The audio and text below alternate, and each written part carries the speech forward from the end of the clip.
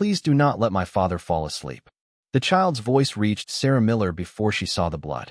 Rain hammered the roof of Ravenhill Lodge, running from the broken gutters in silver sheets. The old hunting house had been empty for 3 weeks except for Sarah, 2 stable horses, and the fire she had nearly finished banking for the night.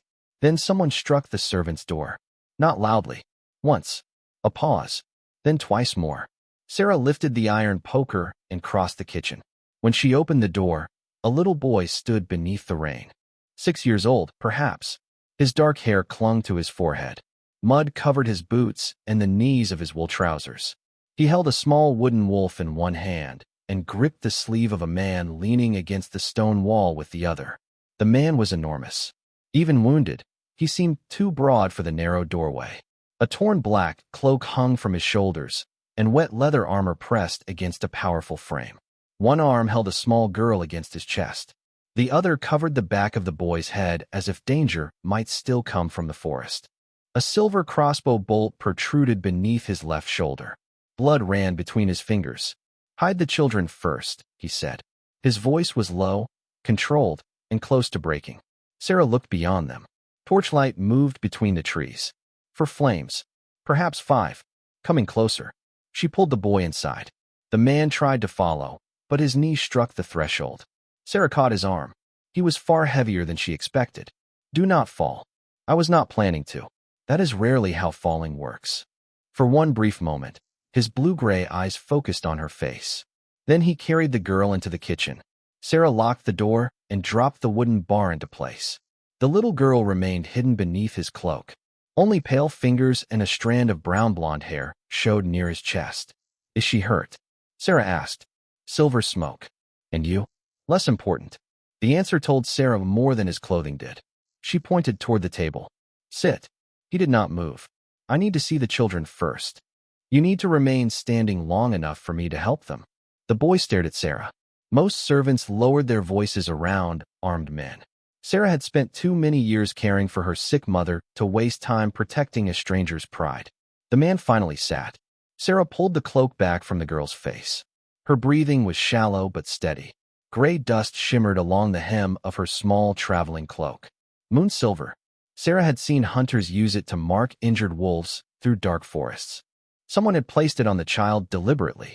The man watched Sarah's expression. "You know what it is. I know whoever is following you does not need footprints." She cut the marked fabric away with a kitchen knife. The boy moved closer. "Can you save father?" Sarah looked at the barbed bolt, the blood, and the torches drawing nearer through the rain. "I can keep him awake." The man's eyes narrowed. "That may not be enough." "No," Sarah said, tying the silver-stained cloth into a separate bundle. "But it is where we begin." A fist struck the lodge's front door. A voice called through the storm. "Royal Guard. Open in the Alpha King's name." The wounded stranger reached for a sword he no longer carried. Sarah looked at the crowned wolf ring partly hidden beneath his glove. Then the little girl opened her eyes and whispered, "That is the man who shot father." "Then we do not open the door." Sarah extinguished the nearest lamp. The kitchen fell into shadow. Outside, a fist struck the front entrance again. "Royal Guard," the man called. "Open under Blackwood authority." The wounded stranger pushed himself upright. His face had gone pale beneath the rainwater, but one arm remained around the little girl while the boy pressed close to his side. "You have somewhere hidden?" he asked. Sarah took the silver-marked cloth she had cut from the child's cloak and wrapped it inside an old flour sack. "The linen room beneath the bakehouse." "Does it have another exit?" "A servant's passage." "Where does it lead?" "If I trusted you enough to answer that, you would already know my name." Something almost like approval passed through his blue-gray eyes. "Fair." Sarah led them through the dark kitchen. The boy carried the wooden wolf against his chest. The girl tried to walk, but her knees weakened after 2 steps. The stranger lifted her despite the bolt beneath his shoulder. Blood darkened his tunic. "You carry her again, and you will reopen the wound completely," Sarah whispered. "She cannot walk." "Then let me take her." He hesitated, not because he doubted Sarah's strength, because surrendering the child felt impossible to him. The pounding at the front door grew louder. The girl reached toward Sarah. "Father." "I am here," he said. Sarah lifted the child carefully. She was light, fever-warm, and breathing too quickly. The stranger watched every movement before finally allowing Sarah to turn away.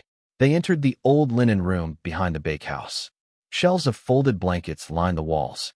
A wooden laundry cart stood beneath a narrow ventilation opening, and an unused storage door had been disguised behind stacked flour barrels. Sarah lowered the girl onto a pile of clean wool. "What are their names?" The man looked toward the children. "Noah." The boy answered before his father could stop him. The girl's eyelids fluttered. "Lily." Sarah faced the stranger. "And you?" A pause. "James Walker." She looked at the crowned wolf ring beneath his glove. "Of course you are." His mouth tightened. "You asked for a name. I asked for yours." Another blow struck the lodge door. Wood cracked near the upper hinge. Sarah knelt beside him and cut through the leather surrounding the silver bolt. "Do not pull it out," he said. "I was not going to. The head is barbed." "I can see that." His eyes remained fixed on the knife in her hand. Sarah peeled the torn armor away from the wound. The bolt had entered below the shoulder blade and missed the spine, but silver had already blackened the veins around it. "You need a healer." "I need my children hidden." "They are hidden. For now." Sarah packed clean cloth around the bolt to slow the bleeding. Noah knelt beside Lily. "Is she going to stop breathing?" "No," Sarah said. "But the silver dust has irritated her lungs." She crushed mint and bitterroot into a bowl, added hot water from the bakehouse kettle, and placed the steam near Lily's face. The girl's breathing eased slightly. The stranger watched Sarah. "Why are you helping us?" She glanced toward the front of the lodge. "Because your daughter identified the man outside." "You believe a frightened child?" "I believe frightened children notice who frightens them." The pounding stopped. Silence followed. Then 3 knocks sounded in a precise rhythm. A voice spoke the Royal Guard's private challenge. "Blackwood shields the northern moon." Noah looked at his father. "They know the words." The stranger's hand closed around the edge of the shelf. Sarah crossed to the small air vent and looked through its wooden slats. 5 soldiers stood in the rain wearing Blackwood crests. Their cloaks were fastened correctly. Their swords matched royal issue. Their boots did not. Red southern mud covered every heel. Sarah returned to the linen room. "They carry the right symbols," she whispered. James looked toward her. "But they came from the wrong road." Outside, the man who had shot him called Sarah by name. "Open the door, Sarah Miller." The voice outside belonged to a man she had never met. That frightened her more than the sword striking the wood. Sarah looked toward James. "How does he know my name?" His face remained pale, but his attention sharpened. They were briefed before they came. "About the lodge?" "About everyone inside it." Noah tightened his grip on the wooden wolf. Lily coughed beneath the blanket. The front door shook again. "By order of the Alpha King," the soldier called. "Surrender the man who abducted the royal heirs." Sarah looked at the 2 children. "Royal heirs?" James closed his eyes for one brief second. Not surprise. Calculation. "You knew they would say that," she whispered. "I knew they would use the law before they used fire." The lodge keeper, Walter Grant, hurried into the bakehouse carrying a lantern. He was an aging man with a narrow face and more fear than courage. "Sarah, there are royal soldiers outside." "They are not royal soldiers. They have the king's crest. They came from the southern road." Walter stared at her. "So, the royal patrols are stationed north of Ravenhill." The soldier outside struck the door again. Walter moved toward the front hall.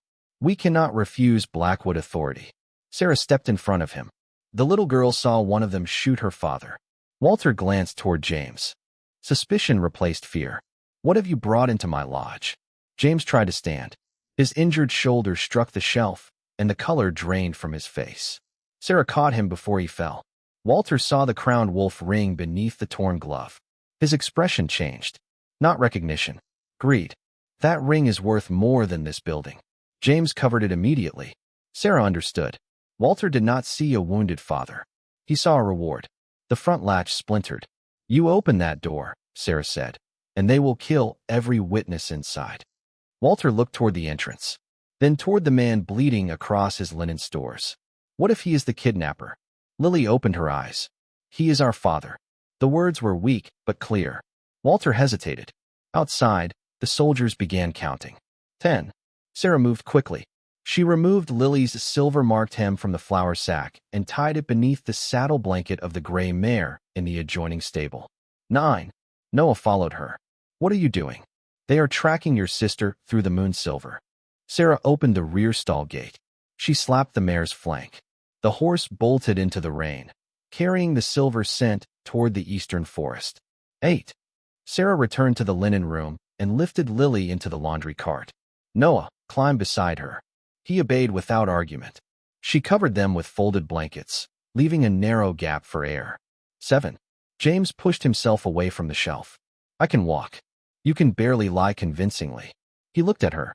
Even wounded, he was still imposing enough to make most people retreat. Sarah did not. She placed his uninjured arm across her shoulders.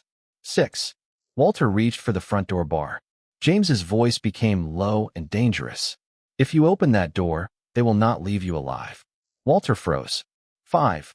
The first rider outside shouted. The silver trail is moving east. Several horses turned across the courtyard. Sarah pulled the hidden lever behind the flour barrels. The rear wall shifted inward, revealing a narrow stone passage descending beneath the lodge. 4. Only 2 soldiers remained outside.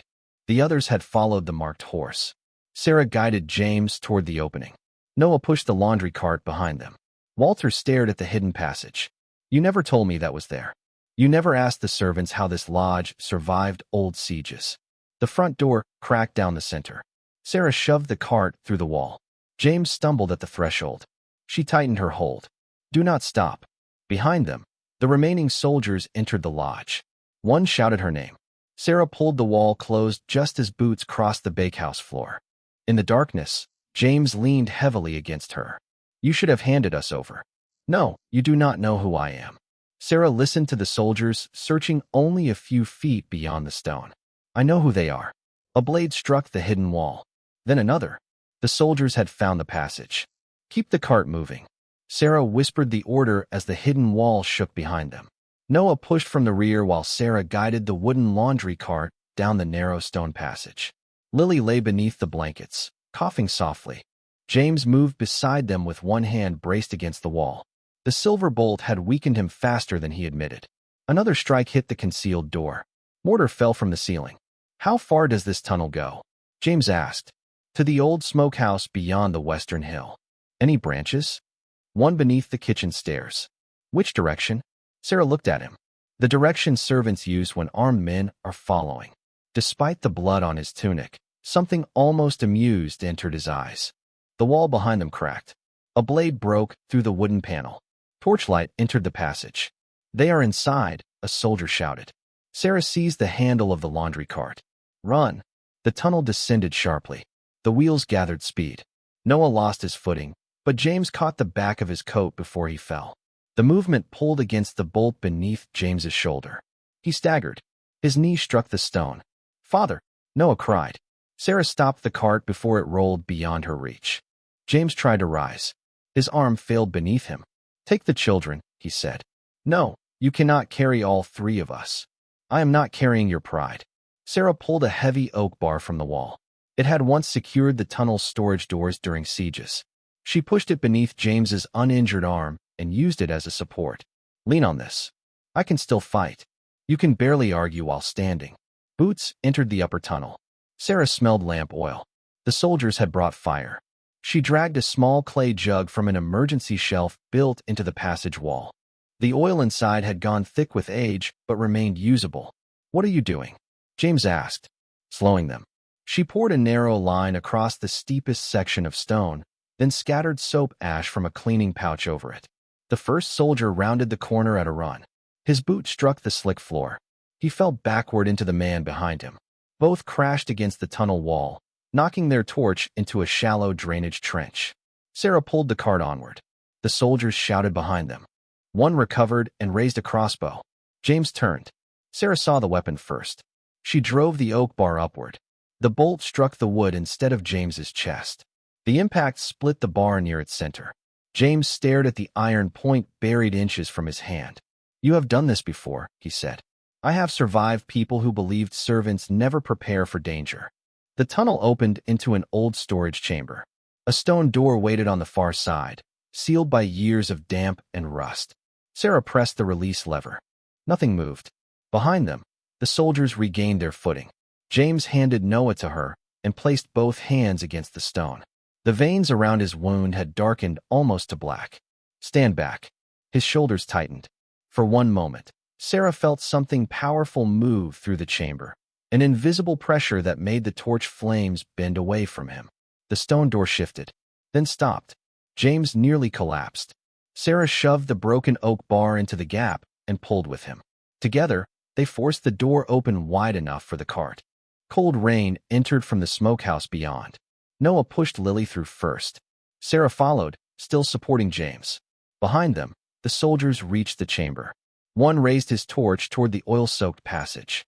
"Burn the lodge," he ordered. "Leave no witnesses." James looked back at the flames climbing the tunnel wall. Then he looked at Sarah. "You should have left me." She tightened his arm across her shoulders. "Your children were watching." Outside, the gray mare carrying Lily's silver-marked cloth disappeared between the eastern trees. The assassin's horses followed the false trail. Sarah led the wounded stranger and his twins into the storm, while Ravenhill Lodge began to burn behind them. "If I stop breathing, show this only to Captain Owen Carter." The wounded stranger pressed the crowned wolf ring into Sarah's palm. Rain fell through the trees in cold silver lines.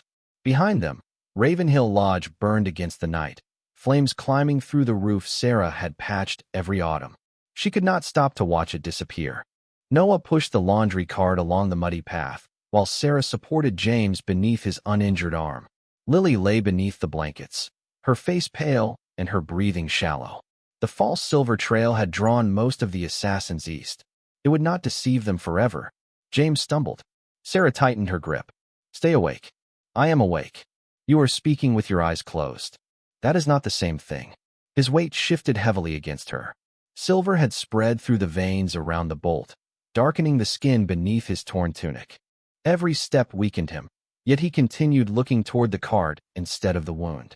Lily coughed. Then she stopped moving. Sarah released James and rushed to the cart. "Lily." The child did not answer. Noah reached beneath the blankets. "She is cold." Sarah lifted Lily into her arms. The girl's lips had lost their color, and faint silver dust remained along the stitching near her collar. Sarah had removed the marked hem. She had not checked the clasp. She tore it free. A small packet of moon silver had been sewn inside the metal. "They marked her twice," Sarah said. James lowered himself beside the cart. His expression changed when he saw his daughter. Fear stripped away the control he had carried since reaching the lodge. "Can you help her?" Sarah wrapped Lily inside the driest blanket and held her near her own body for warmth. "The dust is still affecting her lungs. We need shelter and clean air. There is an abandoned chapel beyond the western ridge." Sarah looked at him. "How do you know that?" He glanced at the ring in her hand. The crowned wolf had been carved from black silver. Around its edge were 5 small stars representing the northern territories. Not a soldier's ring, not even a nobleman's. A royal signet. Sarah closed her fingers around it. "Who are you?" James looked toward Noah and Lily, then toward the burning lodge behind them. "A father who trusted the wrong man." "That is still not a name." His answer came after a long silence. "Mason." The name struck her memory. Mason Blackwood, the Alpha King whose banners hung in every northern town. The ruler whose guards had demanded entrance in his own name. The man whose decrees servants were punished for questioning. Sarah stared at him. "You are the Alpha King. I was hoping to delay that discovery. You gave me a false name. I did not know whether Ravenhill belonged to the men hunting us. You let me order you around." A faint breath of humor escaped him. "You were usually correct." A branch snapped somewhere behind them. Not from the fire. From weight. Mason reached for a weapon that was not there. Sarah placed the signet inside her bodice and lifted Lily. "Can you walk?" "Yes." No more false answers.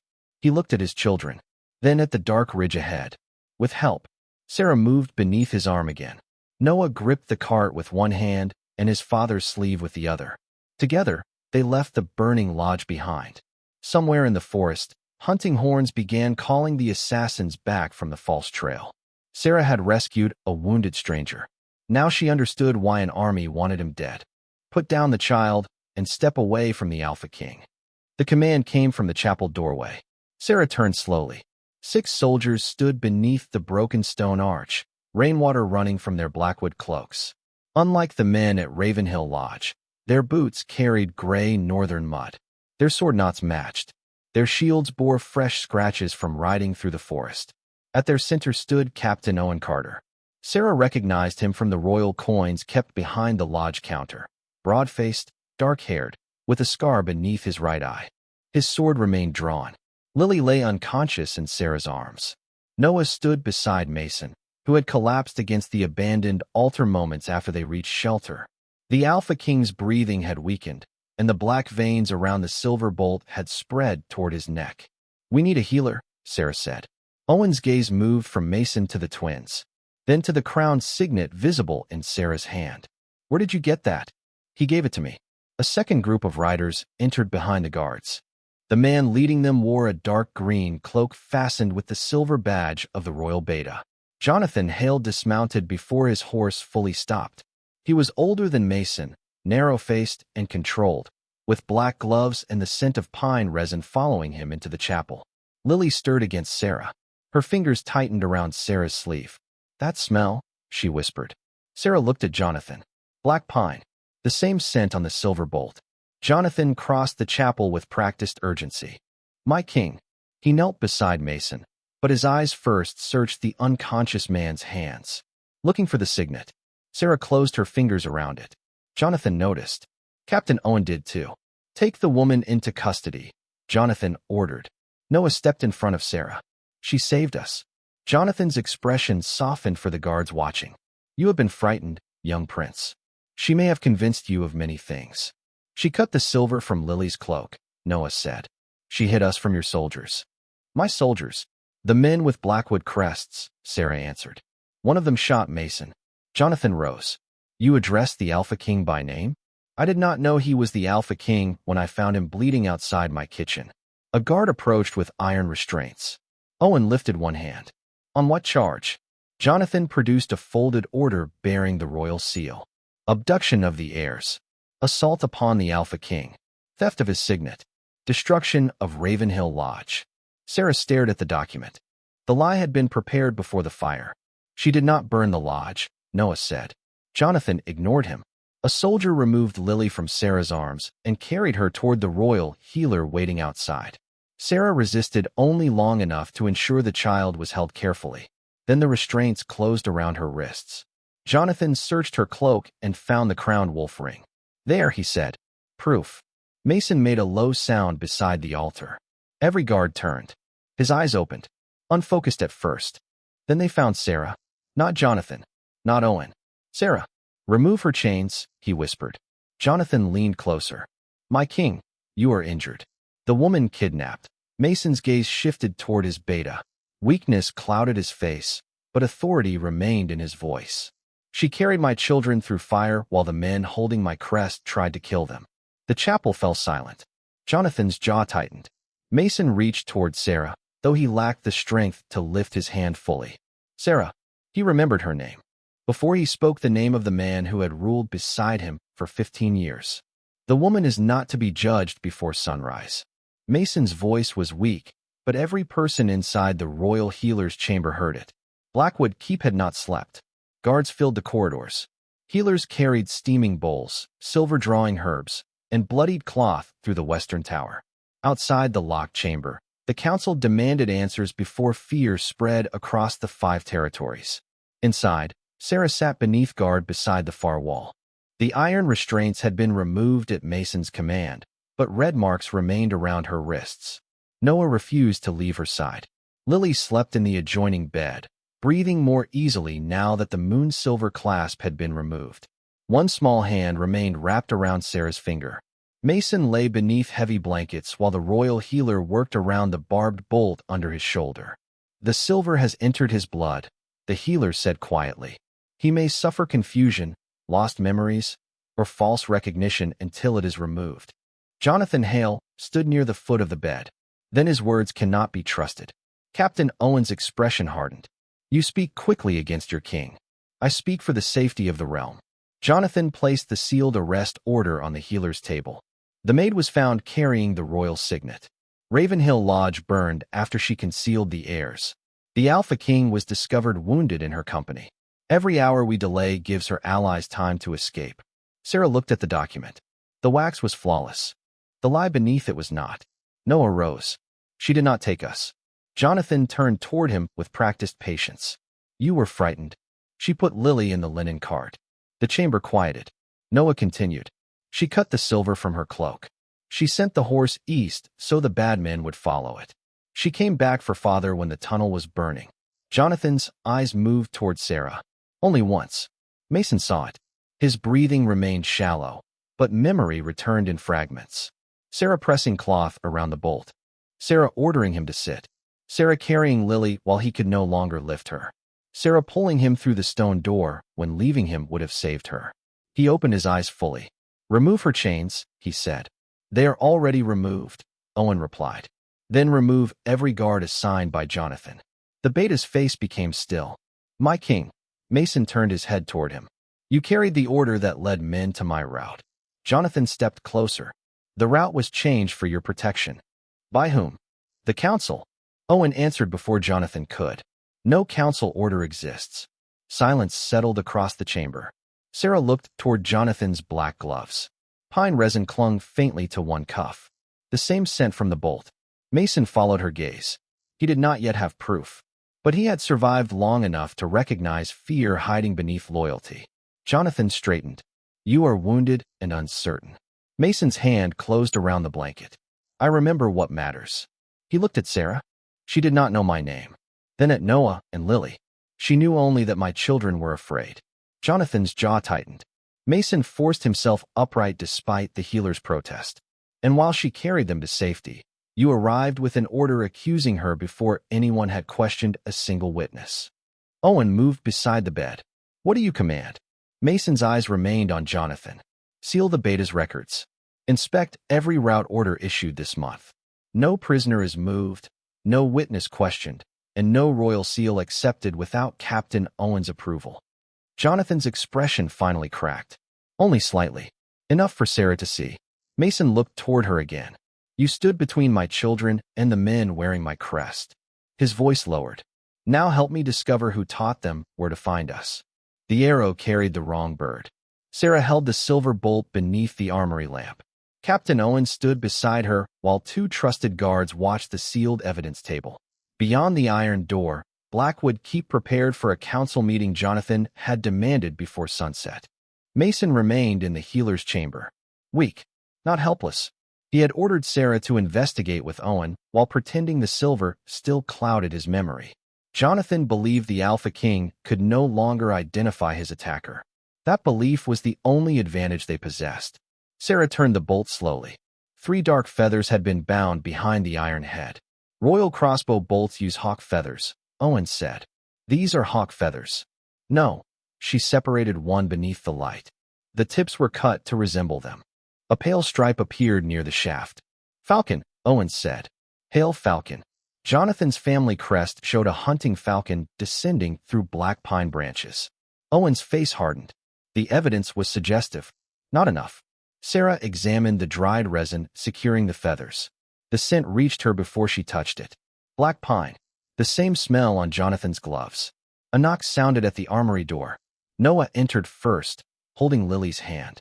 Both children had been forbidden from leaving the western tower without guards. But Noah wore the determined expression of someone who considered rules negotiable. Lily carried the wooden wolf. We remembered something, Noah said. Owen closed the evidence box. What? The driver changed before we left the summer road, Noah replied. Father asked where Mr. Harris was. Jonathan said he was ill. Owen looked toward Sarah. Harris has driven the royal carriage for 9 years. Where is he now? She asked. Missing. Lily stepped closer to the table. The man who shot father wore a bird ring. Sarah crouched beside her. What kind of bird? Lily placed the wooden wolf on the floor and spread 2 fingers like wings. It was falling. A hunting falcon. And he said something, Noah added. Before the carriage turned over. What did he say? The boy's face tightened as he forced himself to remember. The twins must remain alive until the throne is empty. Owen went still. Jonathan had not intended to kill the children. He intended to control them. If Mason died and the heirs remained too young to rule, the council would appoint a protector. The beta would govern in their names. Sarah rose. We need the route order. Owen brought the sealed document from Jonathan's records. The royal wolf pressed into the wax looked flawless, But Sarah had spent years repairing supply labels at Ravenhill Lodge. Perfect seals often hit imperfect hands. She held the parchment near the lamp. The wax remained firm. Royal sealing wax softened slightly when warmed because it contained beeswax and cedar oil. This seal smelled of pine. Jonathan had copied the mold but used his family's wax. Sarah turned the order over. Red mud clung inside the lower fold. The Southern Road. The same mud on the false guard's boots. A guard entered carrying a leather pouch taken from Jonathan's private weapons room. Inside lay falcon feathers, black pine resin, a duplicate royal seal, moon silver packets matching the one hidden in Lily's clasp. Owen released a slow breath. Enough for an arrest. Not yet. Sarah looked toward the council tower. Jonathan will claim the evidence was planted after Mason sealed his records. What do you suggest? Let him believe Mason remembers nothing. That evening, Jonathan entered the council chamber wearing the silver badge of the royal beta.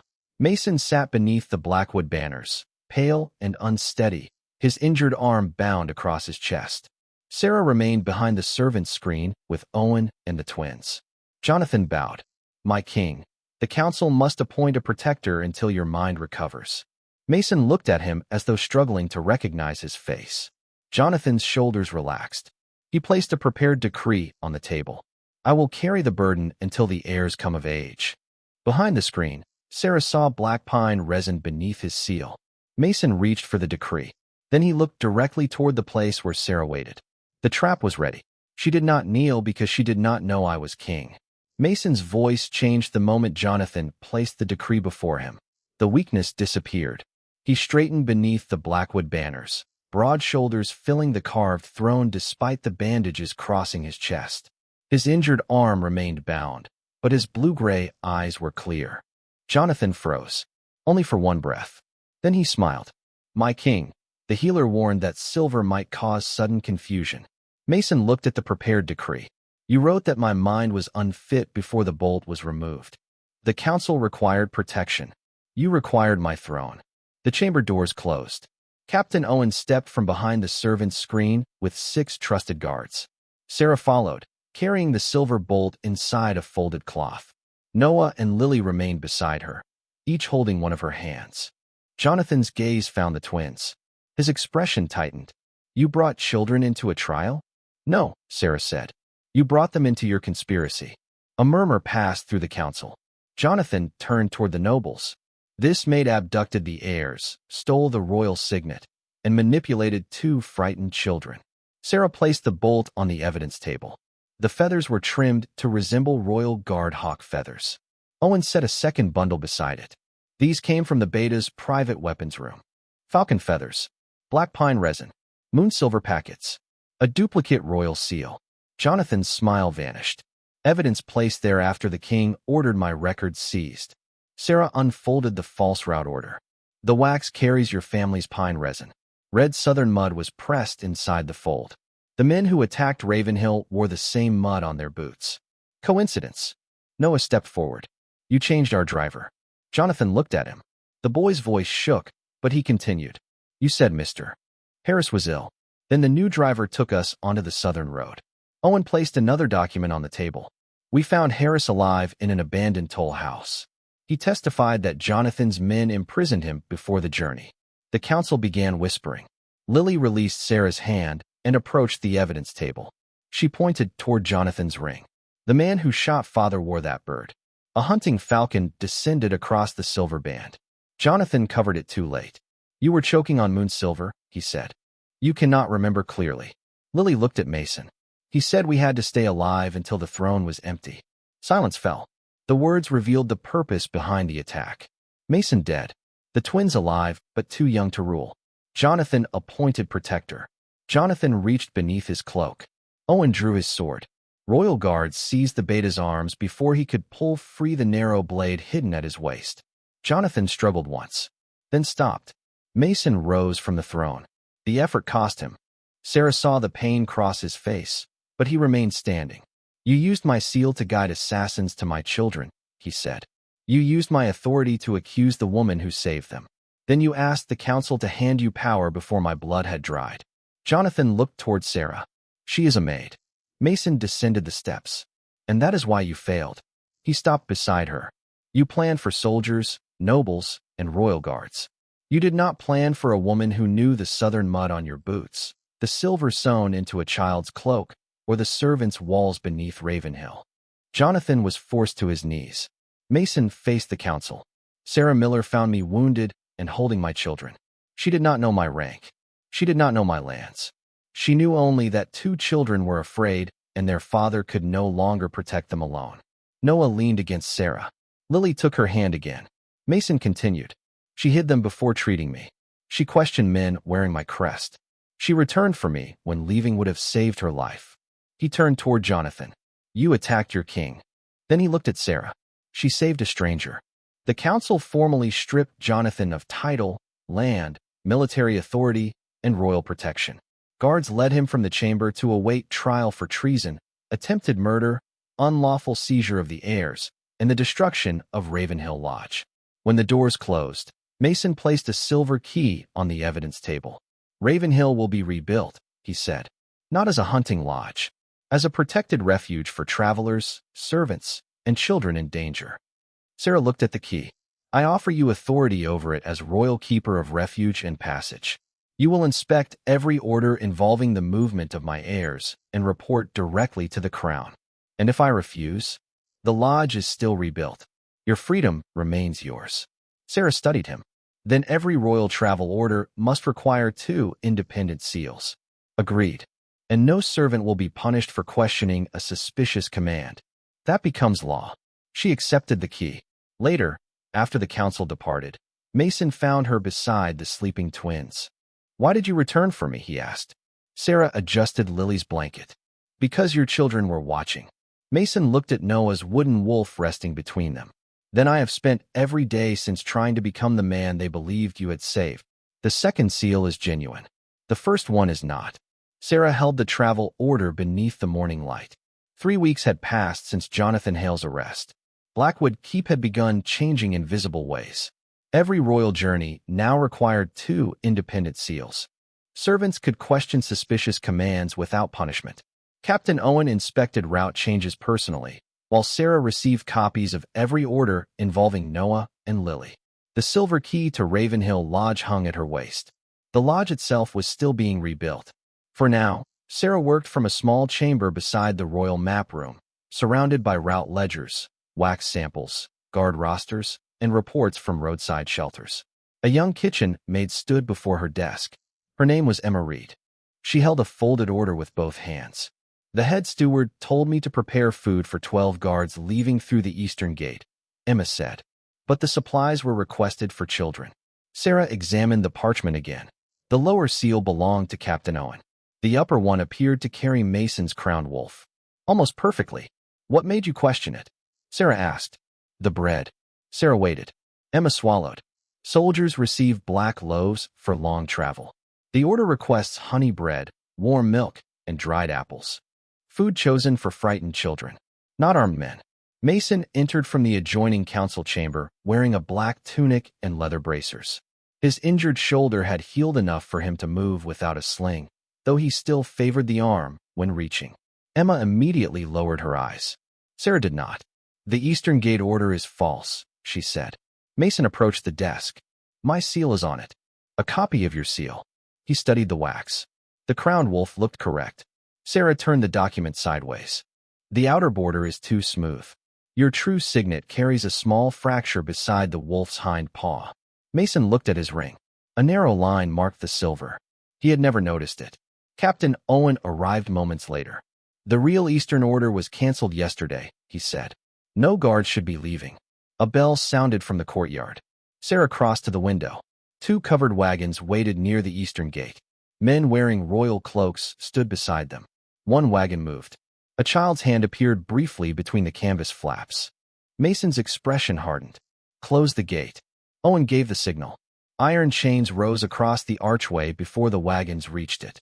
Royal guards surrounded the drivers and pulled back the coverings. 7 children sat inside. All had been taken from villages connected to witnesses scheduled to testify against Jonathan. His remaining allies had planned to use them as leverage. Emma covered her mouth. I only noticed the food. Sarah looked at her. That was enough. By sunset, every child had been returned to safety, and the men carrying the false orders were imprisoned beneath the western tower. Mason summoned Emma to the council chamber. She entered trembling. "You questioned a document bearing my seal," he said. Her face paled. "Yes, your majesty. And because you did, 7 children are alive and free." He placed a small bronze badge in her hand. "From today, you will serve as a junior route keeper under Sarah Miller." Emma stared at the badge. "I am only a kitchen maid." Sarah smiled. "So was I."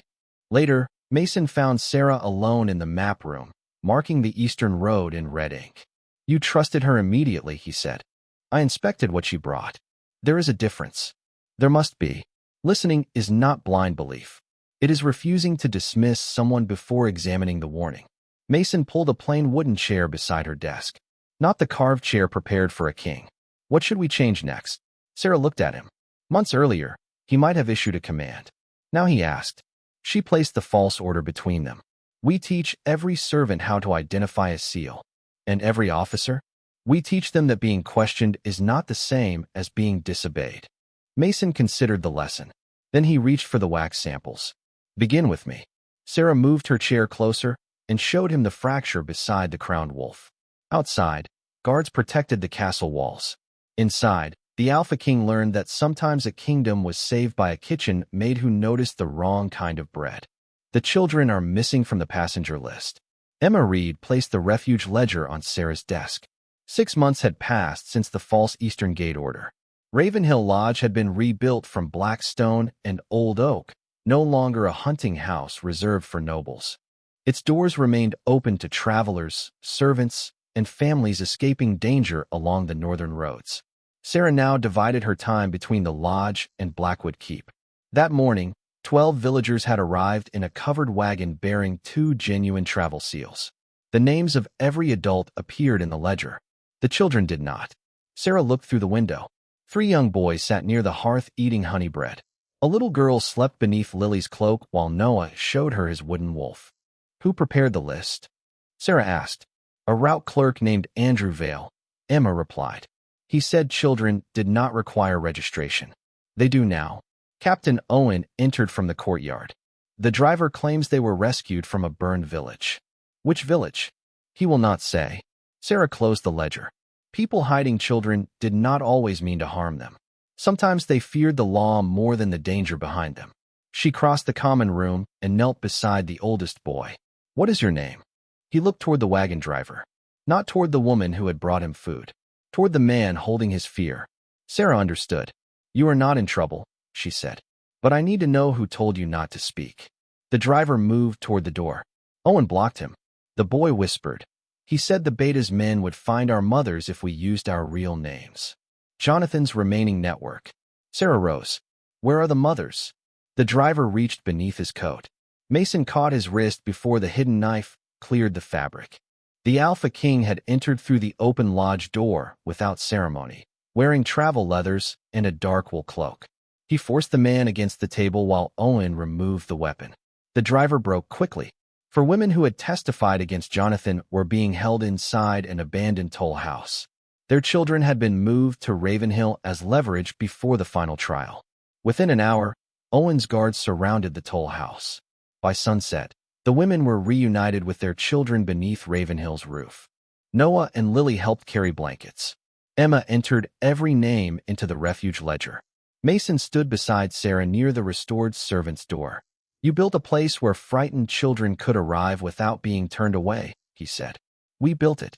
You designed every passage. You approved the stone. I carried 3 chairs." Sarah looked at him. Badly. A quiet smile touched his face. For months, Mason had visited Ravenhill without demanding her time. He listened during route inspections, read reports beside her fire, and allowed his children to know her without turning their affection into an obligation. Now his expression became serious. "I have tried to decide whether what I feel is gratitude." Sarah waited. "It is not," he said. "Gratitude does not explain why this place feels empty when you are at the castle. It does not explain why every road seems safer when I know you inspected it." He did not reach for her. "I love you, Sarah Miller. You owe me no answer because I say it." She studied the powerful man who had once arrived at her door, unable to protect even himself. Would you still love me if I continued questioning your orders? I would be concerned if you stopped. And if I never wanted a crown, then no crown would touch you. Sarah stepped closer. You are learning.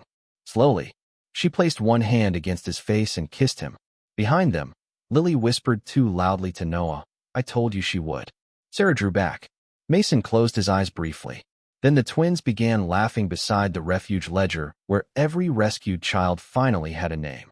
No refuge door will be closed for a royal wedding. Sarah said it before the council could finish presenting its plans. 1 year had passed since Mason Blackwood arrived at Ravenhill Lodge wounded, carrying his twins through the rain. The rebuilt refuge now stood stronger than the hunting house that had burned.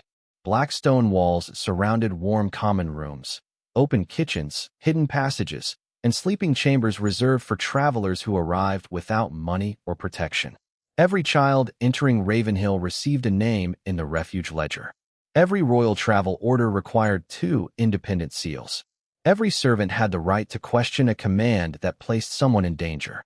Sarah remained royal keeper of refuge and passage. The silver key still hung at her waist. Mason stood across the council chamber, wearing black ceremonial armor and a wolf fur cloak. He had fully recovered from the silver bolt, though a narrow scar remained beneath his left shoulder. Noah and Lily waited beside him. At 7 years old, they had already learned that royal ceremonies often involved adults discussing their futures as though children could not hear. The chief councilman cleared his throat. The wedding would require Ravenhill to close for 3 days. Guards must secure every entrance before the allied alphas arrive. Sarah folded her hands. Then the wedding will not happen here. The councilman looked toward Mason. The Alpha King did not correct her. Instead, he asked, what would you prefer? A ceremony that does not turn frightened travelers away from the one place built to receive them. Lily smiled. Noah whispered, I told you. Mason heard him. So did I, he replied. The council members exchanged uneasy glances. They had expected Mason to announce Sarah as his Luna months earlier. He had refused. He would not allow gratitude, the twins' affection, or the court's impatience to become pressure. Now he stepped into the center of the chamber, holding a small wooden box. Sarah looked at it. You arranged this before asking where the ceremony should take place. I arranged only the question. He opened the box. Inside rested a silver ring shaped like 2 wolves guarding an open doorway. No crown, no royal seal, only the symbol of protection freely offered. Mason lowered himself to one knee. The council fell silent. Noah stood straighter. Lily clasped both hands beneath her chin. Sarah Miller, Mason said, you found me when I had no title worth using and no strength left to command anyone. His blue-gray eyes remained on hers. You protected my children before you knew their names. You challenged soldiers wearing my crest. You returned for me when leaving would have saved you. Sarah felt the weight of every person watching. Mason continued before that attention could become expectation. But saving us does not place you in my debt. He held the ring without reaching for her hand. Your position remains yours. Ravenhill remains under your authority. The laws you created remain whether you accept me or refuse me. Sarah studied his face. And if I never live inside Blackwood Keep, then I will travel often. What if I continue questioning my king? I would question your health if you stopped. A quiet laugh moved through the chamber. Sarah looked toward the twins. Noah tried to appear solemn. Lily did not try at all. Do you two understand that I am not replacing your mother? Sarah asked. Lily stepped forward. No one asked you to. Noah nodded. We want you to stay because you are Sarah. The answer mattered more than any title. Sarah returned her gaze to Mason. One condition. Name it. Every Blackwood territory must maintain a refuge where no traveler can be surrendered on one person's order. It will become part of the Northern Treaty. And those refuges answer to independent keepers, not military commanders. Agreed. Sarah extended her hand. Yes. Mason did not move until she nodded again. Then he placed the ring on her finger. The wedding took place 6 weeks later in Ravenhill's open courtyard.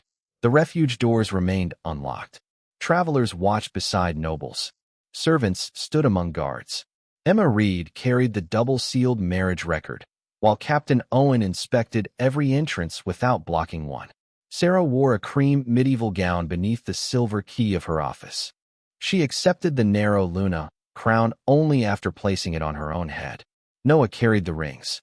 Lily scattered winter herbs along the stone path. When the vows ended, Mason did not lead Sarah toward a throne. He walked beside her through Ravenhill's open doorway. That evening, another family arrived seeking protection. Sarah left the wedding table to meet them. Mason followed carrying blankets. A king had once reached her door with nothing but wounded strength and 2 frightened children. Now he understood that loving the woman who opened it meant helping her keep it open. The children were moved before the second seal arrived. The warning came from a 15-year-old stable maid named Clara West. 10 years had passed since Sarah Miller opened Ravenhill's servant's door to a wounded stranger carrying his twins through the rain. The refuge had grown beyond its original walls. Blackstone cottages surrounded the main lodge. Warm kitchens remained open through every winter night. Hidden passages connected the sleeping chambers to guarded forest paths. Refuge keepers across all 5 northern territories recorded every traveler, every child, and every order requesting their movement. Above Ravenhill's entrance, words had been carved into the old oak beam. No one in danger shall be surrendered on a single command. Sarah stood inside the route office when Clara placed the travel ledger before her. At 35, Sarah still wore the silver key of the royal keeper at her waist. A narrow Luna crown rested above her honey-blonde braid, though she spent more time inspecting wagon wheels than sitting beside a throne. "What did you notice?" Sarah asked. Clara pointed toward 2 entries. The first order moved 4 visiting pups to the Eastern Refuge. It carries Captain Owen's seal. And the second? It arrived after the wagon departed. Same destination, same children, but it orders them west. Sarah examined the wax. Both seals appeared genuine. Then she smelled the second parchment. Black pine resin. The scent carried her back to a burning lodge, a silver bolt, and Jonathan Hale's gloved hands. Mason entered from the courtyard with Noah and Lily beside him. The twins were 16 now. Noah had grown broad-shouldered like his father, though he still carried the wooden wolf inside his travel bag. Lily wore the silver badge of a junior refuge inspector and could identify moon silver before most guards noticed its shine. Mason's dark hair had begun turning silver at the temples, but he remained towering and powerful beneath his black medieval cloak. He did not ask whether Clara was certain. He read the ledger. "Where's the first wagon?" 3 miles east, Clara said, "unless someone changed the road markers." Lily lifted the second parchment. "There is silver dust along the fold." Noah looked toward the eastern map. "They are tracking the children." Within minutes, Ravenhill's warning bells sounded. Noah led riders along the eastern road. Lily followed the moon-silver trail through the forest. Mason remained beside Sarah, coordinating guards across every refuge route rather than charging forward alone. They found the wagon before sunset. 2 false road markers had directed it toward an abandoned quarry where armed men waited beneath merchant cloaks. The children were frightened but unharmed. No blade reached them. No lodge burned. No wounded father had to carry them through the rain. The danger ended because a stable maid noticed that 2 orders arrived in the wrong sequence. That evening, Clara stood inside Ravenhill's great room while the rescued children ate beside the hearth. "I only checked the ledger," she said. Sarah placed a bronze refuge badge in her hand. "Once, I only opened a door." Mason stood beside her. And 5 territories changed because she refused to close it. Clara looked at the badge. "Will people listen to me now?" Sarah smiled. "They already did." Later, Noah placed his wooden wolf on the mantle while Lily entered the corrected route into the refuge ledger. Mason took Sarah's hand beneath the carved law. "You saved us before you knew who we were," he said. Sarah watched Clara teaching another young servant how to compare 2 seals. That was never the greatest victory. What was? She looked around Ravenhill. At servants questioning orders. At guards waiting for inspection. At children sleeping without fear. That no one has to recognize a king before deciding a family deserves protection.